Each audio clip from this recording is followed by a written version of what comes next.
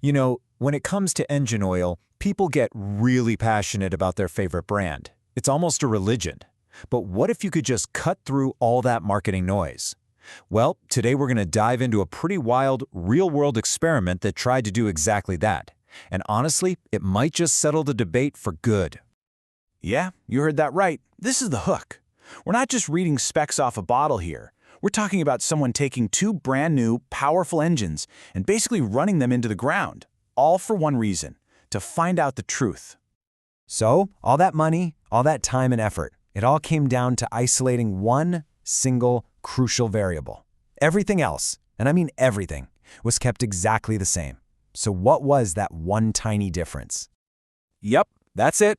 This whole thing is a straight-up, head-to-head fight between two of the biggest names you can buy off the shelf. It's a showdown to see what's really happening deep inside your engine when you choose one over the other. So how do you make sure a test like this is actually a fair fight? Well, you have to be meticulous. You set up a perfectly controlled experiment, and you get rid of as many variables as you possibly can. This wasn't just some guy messing around in his garage. This was designed to get a clear, undeniable answer. And look, the setup here was absolutely crucial. We're talking two identical, fresh-out-of-the-box 5.0 Coyote V8 engines. Both were run for 50,000 miles, both used in the same vehicle with the same driving style. And they even had the exact same 5,000-mile oil change schedule. The only thing that was different was the oil, Mobil1 full synthetic in one, and Pennzoil Platinum full synthetic in the other. It doesn't get much more scientific than this outside of a multi-million-dollar lab. Okay, so after 50,000 miles, they tore both engines all the way down. And this is where the story gets wild, because the differences weren't subtle. They were frankly shocking to look at. So the first peek inside at the valve train, and wow, the Mobil1 engine had this noticeable brownish sludge caked on. But the Pennzoil engine? The word they used was eerily clean. I mean, you could still see the original factory machining marks. That's just insane after 50,000 miles of use. All right, next up, the cam lobes. These are critical parts under incredible stress that basically let the engine breathe. On the Mobil1 engine, you could clearly see wear patterns, signs of friction. The Pennzoil engine's cams, on the other hand, they looked almost brand new. That right there points to a massive difference in how well the oil is lubricating and protecting these parts. So all that metal that's getting scraped off the cams and other parts, where does it go? Well, it ends up right here, in the oil pan. And check this out. The Mobil1 engine's pan had visible metal shavings in it. That's literally pieces of your engine. The Pennzoil pan? Clean. No significant metal bits to be found. Now, the oil pump is the heart of your engine, right? It's what pushes that life-saving oil everywhere it needs to go. And again, the difference was night and day. The Mobil1 pump gears had scoring on them. Those are actual grooves getting carved into the metal, a classic sign of premature wear. The Pennzoil pump looked great. Minimal wear, still holding good tolerance. It's just another piece of the puzzle showing one oil was protecting parts way better than the other. Okay, so the pictures are pretty damning, right? It's easy to see the difference. But what about the hard data? Does the science actually back up what our eyes are telling us? Let's dig into the lab reports. So halfway through the test, at 25,000 miles, oil samples were sent off to Blackstone Labs, a really well-respected independent lab. And yep, the lab results told the exact same story.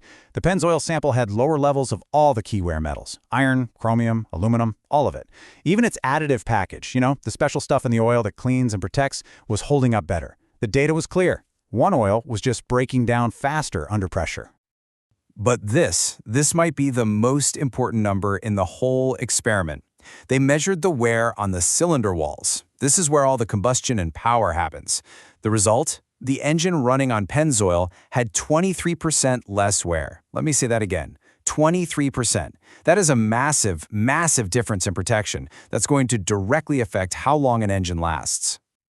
So what is the secret sauce here? Well, a big part of it is this thing called gas-to-liquid technology, or GTL. See, most synthetic oils start with crude oil that you pump out of the ground. Pennzoil starts with pure natural gas and basically builds the oil from the molecular level up. The best analogy I've heard is, it's like building a house with brand new, perfectly clean bricks versus trying to clean up and reuse old, dirty ones. That purity seems to make all the difference. So this all begs a pretty big question, right? If the performance difference is this obvious, why don't more people know about it? Why isn't this common knowledge? Well, the answer seems to have less to do with engineering and a lot more to do with marketing. This quote from a petroleum engineer with 30 years in the business really hits the nail on the head. The point is, if most of us car owners don't really know the deep science behind it, companies are going to push what's cheaper for them to make and what already has that big, recognizable brand name. It's just business. And that business decision gets propped up by the whole industry. You've got these gigantic marketing budgets that make one brand name feel like the default choice. Then you have quick loop places and even dealerships that get deals for buying one brand in bulk. So a lot of the time, the oil you get isn't what's best for your engine. It's just what's best for their profit margin. Now, of course, we have to address the elephant in the room. The biggest argument against all of this is, hey, a sample size of 2 engines isn't a real scientific study. And you know what? That is a totally fair and valid point. In a perfect world, you'd test 100 engines. But here's the thing. While this specific experiment was small, its findings seem to line up with what a lot of pros are seeing out in the real world. The source of this teardown claims there's a general consensus among independent engine builders, the guys who literally live and breed engine internals, that they see this pattern all the time. Engines running Pennzoil just consistently look cleaner and healthier inside. So let's bring it all home. What's the final verdict here? And more importantly, what does this actually mean for you, for your car, and for your wallet? Here's maybe the simplest way to put it. After 50,000 miles of identical driving, the Mobil1 engine looked like it had about 70,000 miles worth of wear and tear. And the Pennzoil engine, it looked like it only had 30,000. One oil appeared to be aging the engine faster, while the other was keeping it young. And this is the real kicker. What's the cost for this hugely superior protection we're seeing? It's almost nothing. We're talking an average of maybe $2 more per quart. That's like 10, maybe 15 bucks extra for an entire oil change for what appears to be a massive leap in engine life. And that really leaves us with one final thought.